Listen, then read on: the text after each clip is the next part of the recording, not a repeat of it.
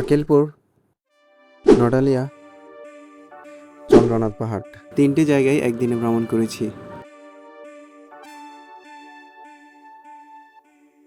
সীতাকুণ্ডের জনপ্রিয় এই 3টি জায়গায় আমরা পুরো ফ্যামিলি মিলে একদিনে ভ্রমণ করেছি।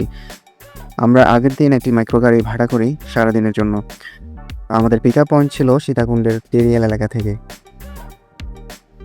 সো ফার্স্টে আমরা গিয়েছিলাম চন্দ্রনাথ পাহাড়ে।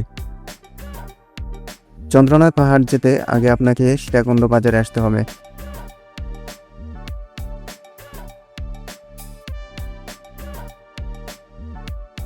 তারপর কলেজ রোড থেকে লোকাল গাড়ি পাবেন, যেমন সিএনজি অথবা অটোরিকশা।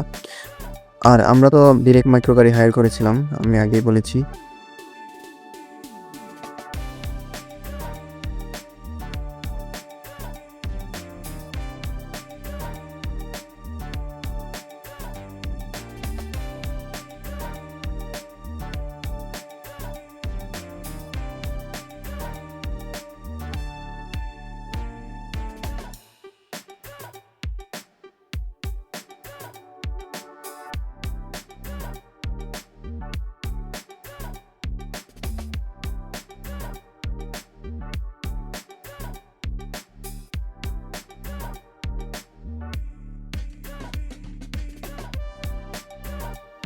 চন্দ্রনাথ পাহাড়ে উপরে উঠলে একটি নির্দিষ্ট জায়গায় গাড়ি পার্কিং করা যায়, অ্যান্ড দেন আর গাড়ি নিয়ে যাওয়া যায় না, মানে আপনাকে হেঁটেই যেতে হবে।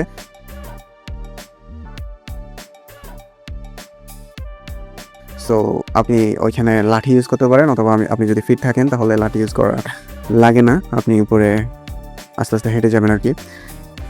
বাট আমরা বেশি উপরে যেতে পারিনি, কারণ ফ্যামিলির সবাই গিয়েছিলাম, আম্মু এবং ফ্যামিলির বাচ্চাদেরকে নিয়ে উপরে ওঠা রিস্কি হয়ে যাবে, তাই সবাই ডিসিশন নিয়ে বেশি উপরে উঠিনি।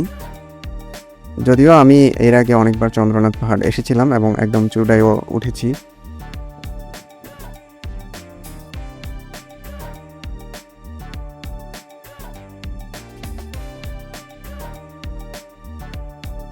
কিছুক্ষণ ঘোরাফেরা করলাম এবং সবাই মিলে ছবি তুললাম। বাই দ্য ওয়ে, আমরা বের হয়েছিলাম সকাল 9টায়, মানে আমরা টেরিয়াল থেকে সকাল 9টায় রওনা হই, অ্যান্ড দেন এইখানে অলমোস্ট লাইক 9:30, 9:35 এর দিকে আমরা রিচ করি চন্দ্রনাথ পাহাড়ে। বাই দ্য ওয়ে, আমরা গিয়েছিলাম শীতকালে, তাই সবাইকে দেখছেন যে উইন্টারের আউটফিট পরা। অনেকেই কনফিউজড হবেন বিকজ এখন তো গরমকাল, তাই অ্যান্ড ভিডিওটা আপলোড করতে একটু দেরি হয়ে গেল। সো আই হোপ আপনারা বুঝতে পেরেছেন।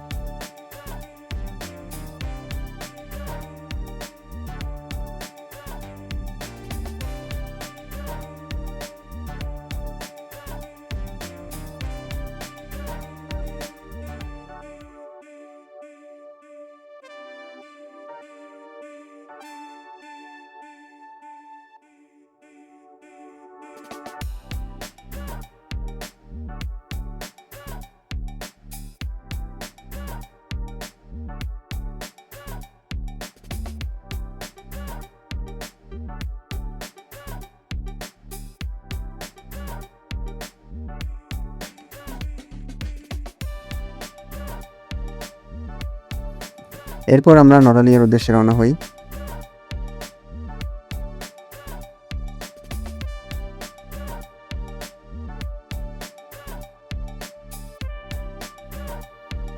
দেন সীতাকুণ্ড বাজারে আমরা থামি লাঞ্চ নেওয়ার জন্য। যদিও আমরা কোথাও আগের দিন অর্ডার করিনি, বাট করা উচিত ছিল, যেহেতু 14-15 জন ছিলাম টোটাল, এবং তখন প্রায় সকাল 11টা মেবি, অ্যান্ড এই সময় লাঞ্চ পাওয়াটা আসলে ডিফিকাল্ট।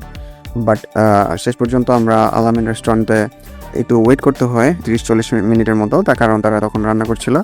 বাট তারা আমাদেরকে ম্যানেজ করে দিয়েছিল লাঞ্চ, মানে গরম গরম রান্না করে 15টা পার্সেল করে দিয়েছিল। যেহেতু আমাদের প্ল্যান ছিল নড়ালিয়াতে লাঞ্চটা করার, সো আমরা লাঞ্চগুলো নিয়ে আবারও রওনা হলাম নড়ালিয়ার উদ্দেশ্যে।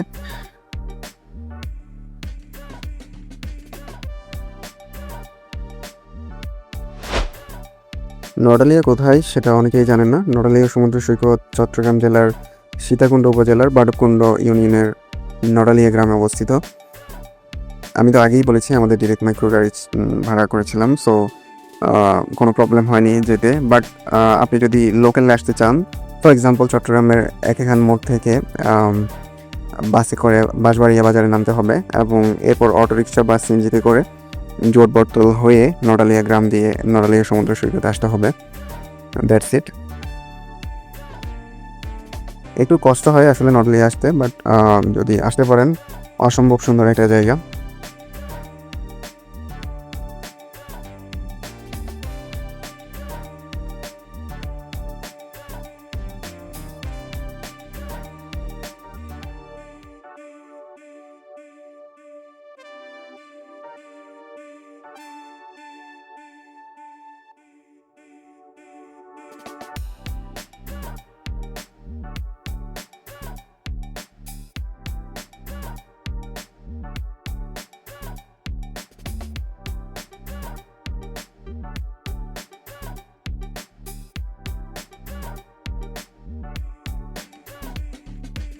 একদম খোলা সবুজ মাঠ, চারদিকে গরু ছাগল আর বিভিন্ন মানুষ বিক্রি করছে, ক্যাম্পিং করছে, আর ছবি তোলার জন্য দারুণ একটা প্লেস।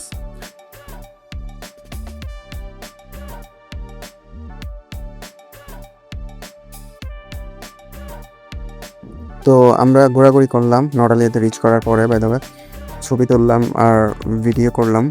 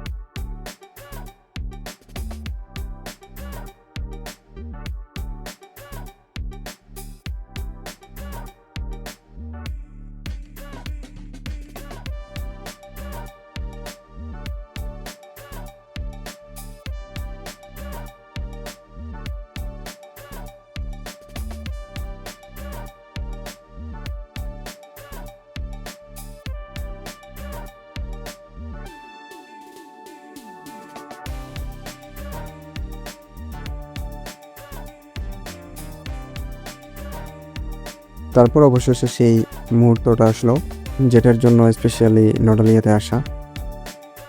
খোলা আকাশের নিচে সবুজ ঘাস আর সুন্দর পরিবেশে সবাই মিলে প্রথমবারের মতো এইভাবে বাইরে লাঞ্চ করা, ওয়াও, জাস্ট অসাধারণ ছিল মুহূর্তটা। তো আমরা লাঞ্চের প্রস্তুতি নিচ্ছিলাম অ্যান্ড সবাই মিলে লাঞ্চ করলাম।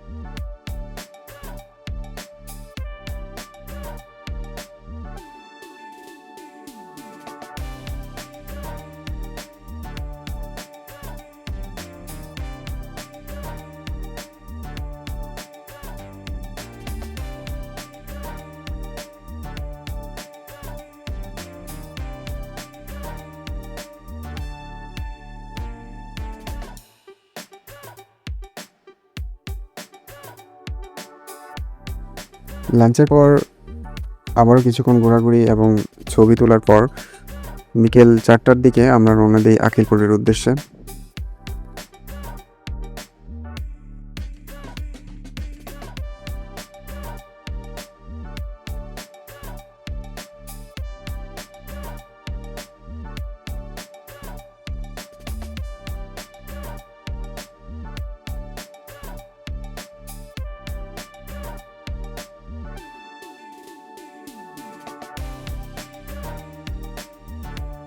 আকিলপুর সমুদ্র সৈকত চট্টগ্রাম জেলার সীতাকুণ্ড উপজেলার বাঁশবাড়িয়া ইউনিয়নে অবস্থিত একটি জনপ্রিয় ও শান্ত সমুদ্র সৈকত। এটি মূলত চট্টগ্রাম শহর থেকে 18 কিলোমিটার উত্তরে ছোট কুমিরা বাজার থেকে কিছুটা পশ্চিমে নিমতলা গ্রামের পাশে অবস্থিত। চট্টগ্রাম শহর থেকে ঢাকা চট্টগ্রাম মহাসড়কের ছোট কুমিরা বাজার নেমে অটোরিকশা বা সিএনজিতে করে যেতে পারবেন।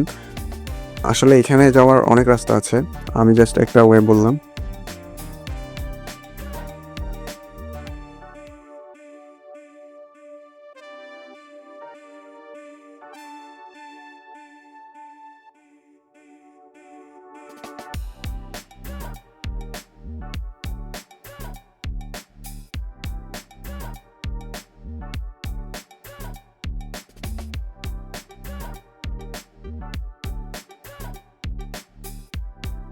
আকিলপুর সমুদ্র সৈকত অনেক সুন্দর একটা জায়গা।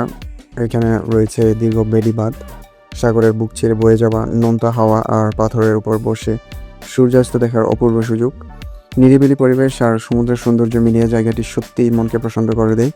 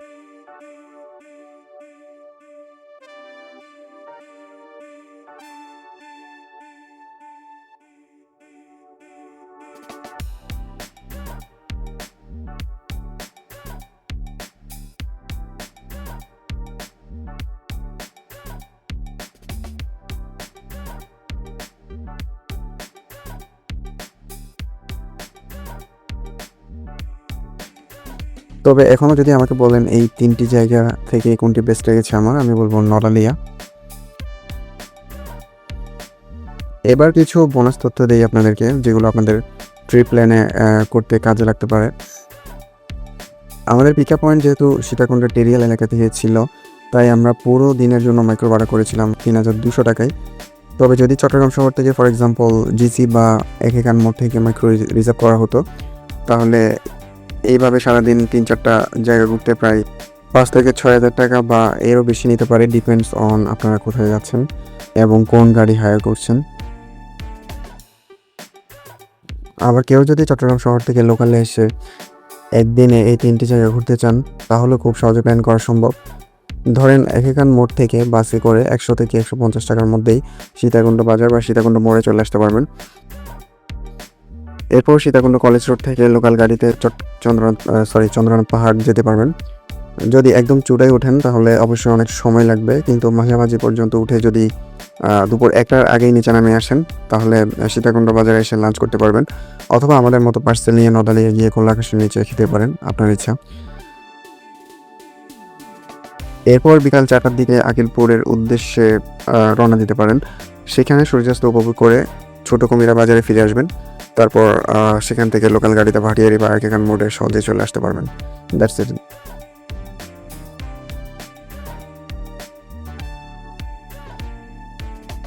আমার মনে হয় এরকম এলাকাগুলোতে একা না গিয়ে 2-3 জন ফ্রেন্ডস বা ফ্যামিলি মিলে গেলে ভালো হয়। আর সবাই যদি ছেলে হয়, মানে আপনার ট্যুর গ্রুপে যদি সবাই ছেলে হয় তাহলে শুধু 3টা না বরং 4-5টা জায়গাতেও একদিনে ভ্রমণ করা সম্ভব সীতাকুণ্ডের মধ্যে, যদি একটু দ্রুত ঘোরাঘুরি করেন আর কি। কারণ বেশিরভাগ বিচের ডিস্টেন্স খুব বেশি না, সেটা নড়ালিয়া বিচ বলেন, আকিলপুর বিচ বলেন, বাঁশবাড়িয়া বিচ বলেন, বাডবকুণ্ড বিচ বলেন এবং ফেমাস গুলিয়াগালি বিচ বলেন, সবগুলোতে আপনি ঘোরা পসিবল।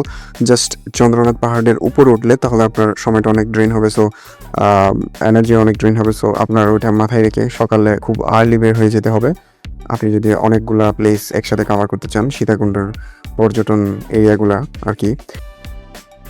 তবে নিরাপত্তার কথা চিন্তা করে আমি অবশ্যই রিকমেন্ড করব কয়েকজন মিলে যাওয়ার জন্য, সেটা আগেই বলেছি।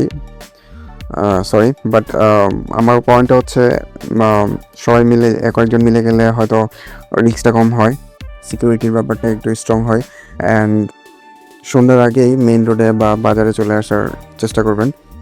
বাচ্চাদের নিয়ে গেলে সমুদ্রের পাশে অবশ্যই সতর্ক থাকবেন। আর চন্দ্রনাথ পাহাড়ে ওঠার সময় বয়স্ক মানুষ থাকলে ধীরে ধীরে এবং সাবধানে উঠতে বলবেন। আর বিশেষ করে একদম চূড়ায় ওঠার আগে অবশ্যই সবাইকে বিবেচনা করে সিদ্ধান্ত নেবেন। এইগুলোই আর কি টিপস আমার পক্ষ থেকে, অ্যান্ড আই হোপ আপনাদের ভিডিওটি ভালো লেগেছে। Thank you.